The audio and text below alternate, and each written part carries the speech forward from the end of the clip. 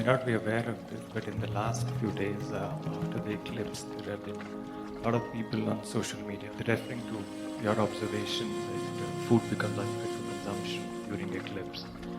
And they're saying they had food and they did not die. Are they disappointed?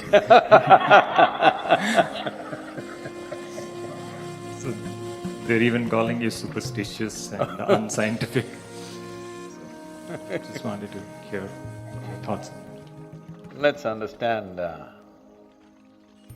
what is superstition.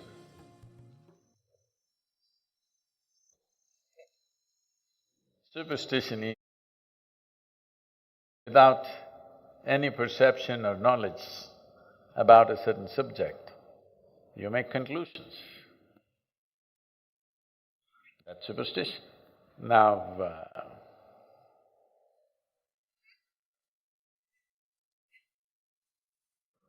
the nature of life is like this. Depends how sensitive you are. Accordingly, that profound is your perception and experience of life. This will not come through intellectual accumulation. Those who read a high school textbook, if they think they are scientists, what can I say? Because a genuine scientist, a scientist who has probed into any aspect of life, with certain profoundness, will not speak like this. Now, as a yogi, as far as possible, I will never consume anything which is cooked, which is more than an hour and a half old. Why we are serving the food the way we are serving in the ashram is hoping that all of you will graduate from being yoga practitioners to yogis. Not just bending and twisting, you are beginning to feel the union in the existence. If this has to happen, body has to be sensitive and it has to have a minimum level of inertia. Now, if you eat food which in some way has deteriorated, it may not be rotten, nor is it going to kill you, you can eat it. It is just that it will lower your perception. In my experience of life, for me, lowered perception is death, at least death of the yogi. The man may live, the yogi is dead because he's lost his perception. He's lost his sensitivity. So, the death of sensitivity, if it doesn't matter to you, there's really no problem, you can eat what you want, you can eat garbage and still survive. Well, people are eating food that was cooked a week ago, 10 days ago, 3 months ago, they're keeping it in the refrigerators and eating. After eating it, they don't know what's the difference. To such people, what can you say? But for sure, they cannot have the sensitivity that I'm talking about. And I'm sure they're sleeping 8 to 10 hours a day. That is death for me. 10 hours of sleep, nearly 40% death, isn't it, in 24 hours. So, if you wish to live like that, you can eat whatever you want. What is the problem? You can eat anything you want. Well, I am not a scientist either, and I don't wish to be one. I don't have either books to read, nor am I researching anything, nor am I looking through a microscope, nor do I have a lab in my backyard.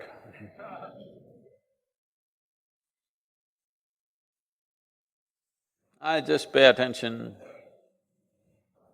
to this human mechanism, which is me. I kept it well, takes a lot of work.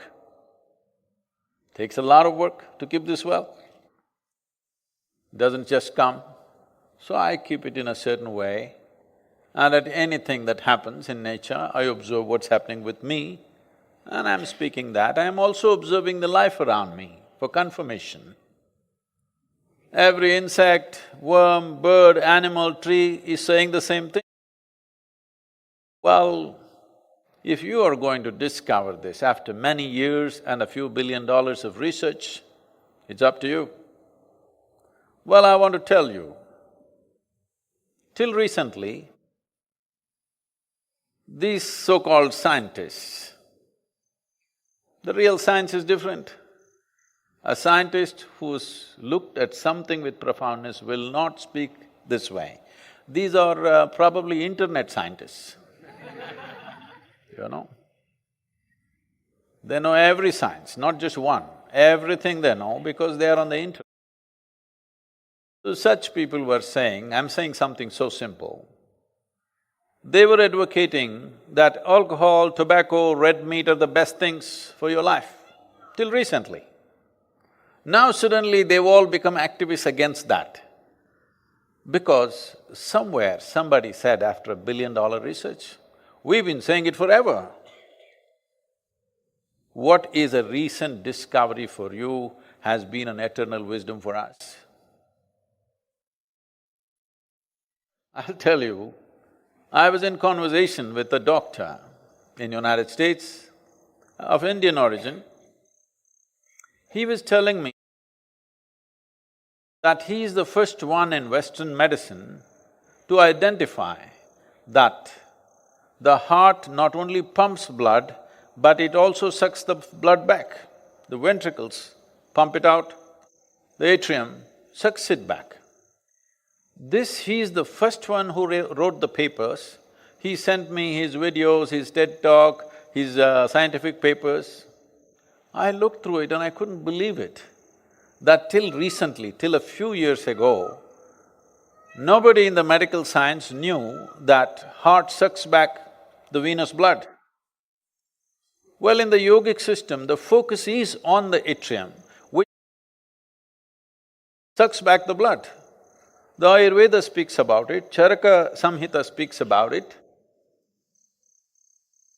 In yoga, the focus is always not on pumping the blood out, but about sucking the blood back, because we are interested that our blood is as pure as possible, because certain level of impurity in the blood means we lose perception. We are not interested in terms of what is the nutrition, what is the oxygen content, how long will I live, this is not the point. How do I live, what is the quality of my life is my concern.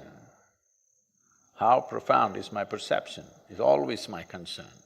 And this has always been the concern of this culture and this science that we are referring to as yoga. So, if you think only if it's written in a book it is true, then you're very superstitious and religious, you're nothing scientific about you. You think night means just absence of light, or there is a phenomenal change in the very way the life happens from day to night. You ask every insect, bird, animal, tree, even the rock, it knows night is different. If you sit here, little openness, you will know it's not just about light. If you close your eyes, even in the daytime there's no light, in the night also there's no light. But is there no difference? Every meditator knows what's the difference, isn't it? So somebody will say, this is all rubbish, there's just absence of sunlight, that's it. That's what they're saying about the eclipse. Doesn't matter. I'm telling you, during the eclipse time, don't cook food and eat, keep it and then eat, don't do that. Eat before or after. because this is life sense, this is not internet science. The greatest ignorance is knowing that you're not ignorant, that's the whole problem. All the internet scientists, I please request you, eat some fresh.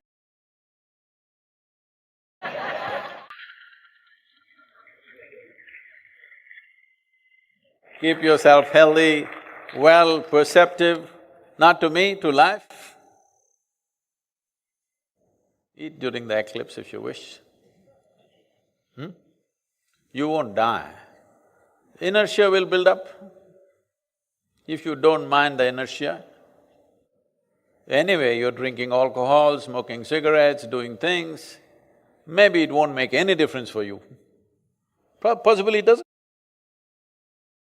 If you take a high-end car today and go and pump gasoline in any of the Indian gas stations, which is 87 octane, your car will stop within a few kilometers. You need to buy special gas and put it into it. Why? Because it's high performance. So if you want to be high performance, what kind of fuel goes into you, you look at it carefully. You are a junk machine. Eat whatever, drink whatever, what does it matter anyway? Live whichever way you want. There's really no problem, okay? So, if you are disappointed that you did not die by eating during the eclipse,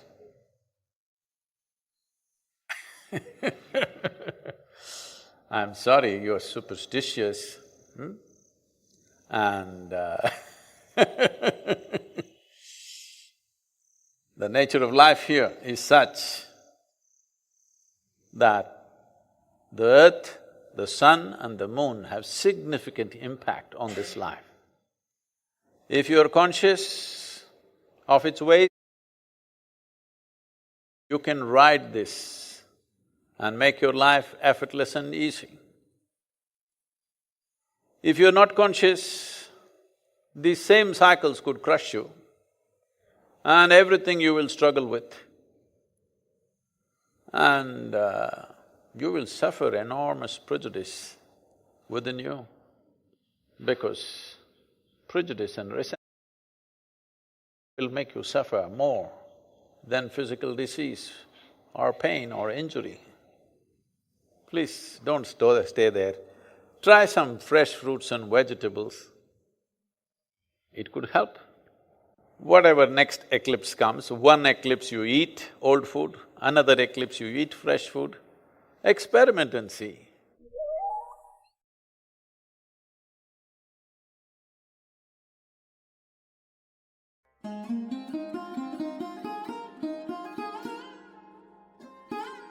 Namaskaram, Sadhguru.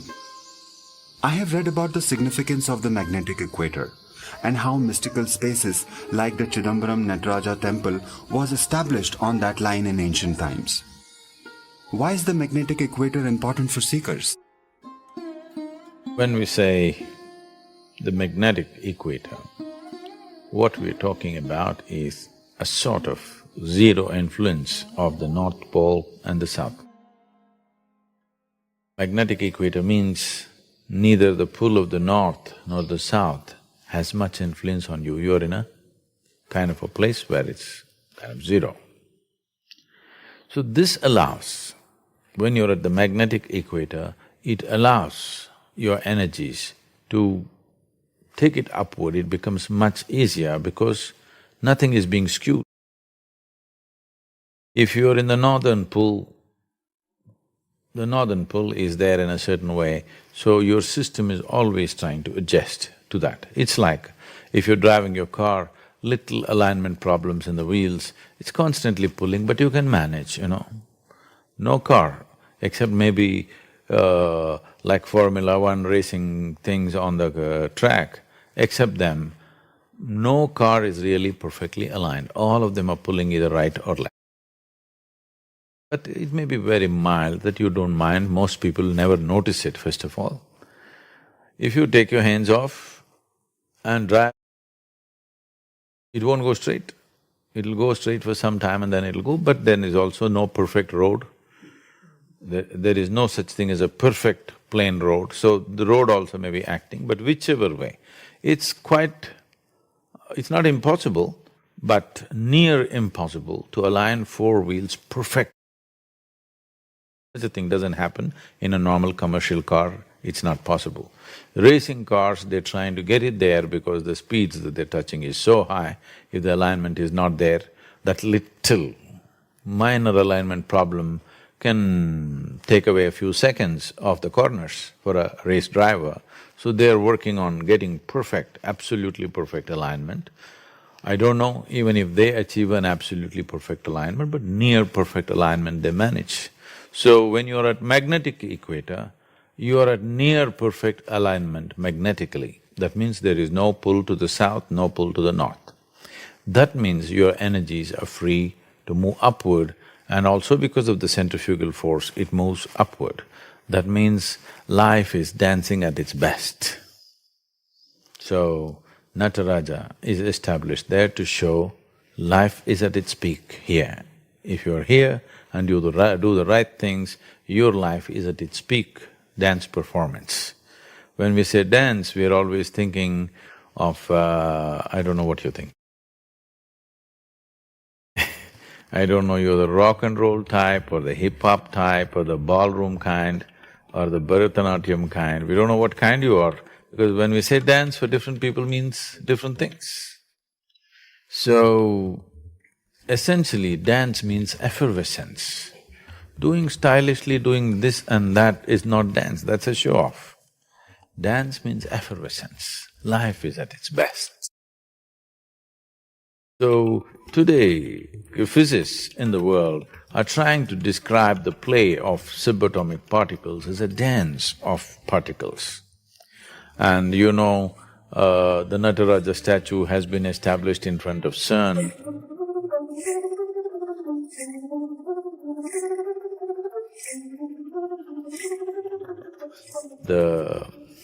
Where they're trying to collide atoms as if there is not enough collision on the planet.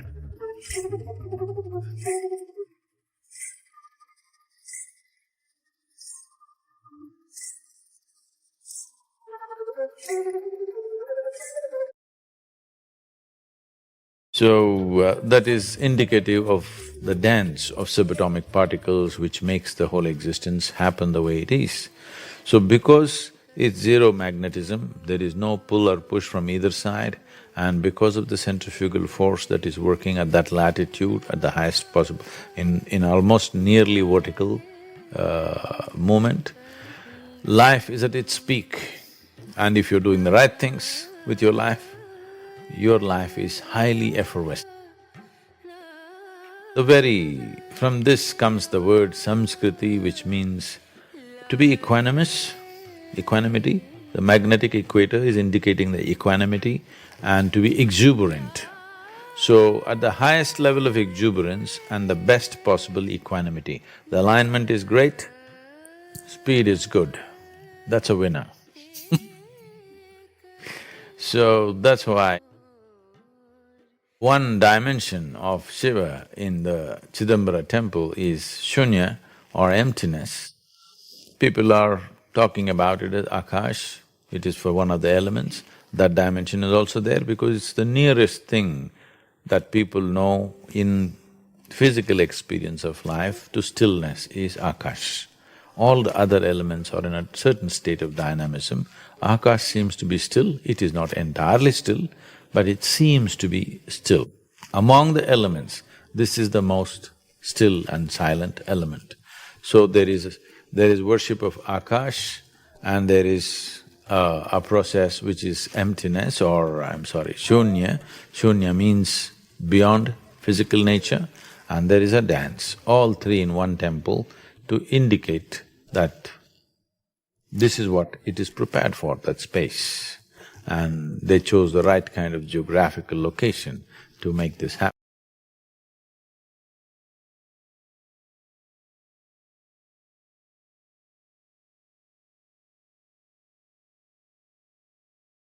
Each of these videos is a construction, and whoever reaches the end is helping to sustain this work. If this content resonated with you, leave a comment, share it, subscribe, And of course, give it a like. Also, take a look at the links in the description. There are more paths for you to explore. Thanks a lot, big hug, and see you in the next video.